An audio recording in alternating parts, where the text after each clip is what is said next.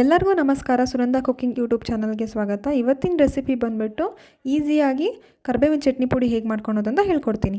ಕರಿಬೇವನ್ನ ಆ ರೀತಿ ಹುರಿದ್ಬಿಟ್ಟು ಇಟ್ಕೊಂಡಿದ್ದೀನಿ. ಹಾಗೆ ಬೆಳ್ಳುಳ್ಳಿ ತೊಗೊಂಡಿದ್ದೀನಿ ಒಂದು 5, ಆ ರೀತಿ ಪುಳ್ಕ ಮಾಡಿಬಿಟ್ಟು ಇಟ್ಕೊಂಡಿದ್ದೀನಿ. ಮತ್ತು ಬೆಲ್ಲ, ಉಪ್ಪು ಹಾಗೆ ಖಾರದ ಪುಡಿನ ಇಟ್ಕೊಂಡಿದ್ದೀನಿ. ಇಷ್ಟು ಇಂಗ್ರೀಡಿಯೆಂಟ್ಸ್ ಬೇಕಾಗುತ್ತೆ. ಇವಾಗ ಎಲ್ಲನೂ ಮಿಕ್ಸಿ ಮಾಡ್ಕೋಬೇಕಾಗತ್ತೆ. ಮೊದಲು ಹುರಿದಿರೋ ಅಂಥ ಕರಿಬೇವು ಸೊಪ್ಪನ್ನು ಹಾಕ್ಕೊಳ್ತಾ ಇದ್ದೀನಿ ಮಿಕ್ಸಿ ಜಾರ್ಗೆ. ಅದಾದಮೇಲೆ ಬೆಲ್ಲನ ಹಾಕ್ಕೊಳ್ತಿದ್ದೀನಿ. ನೋಡಿ ನಾನು ಬೆಲ್ಲ ಎಷ್ಟು ಹಾಕ್ಕೊಂಡೆ ಅಂತ. ಅದಾದಮೇಲೆ ಬೆಳ್ಳುಳ್ಳಿನ ಹಾಕ್ಕೊಂಡೆ.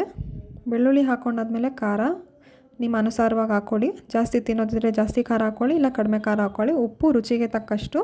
ಇದನ್ನು ಮಿಕ್ಸಿ ಮಾಡಿದರೆ ಆಯಿತು. ಇಷ್ಟೇ, ಕರಿಬೇವಿನ ಚಟ್ನಿ ಪುಡಿ ರೆಡಿ ಆಗುತ್ತೆ. Thank you.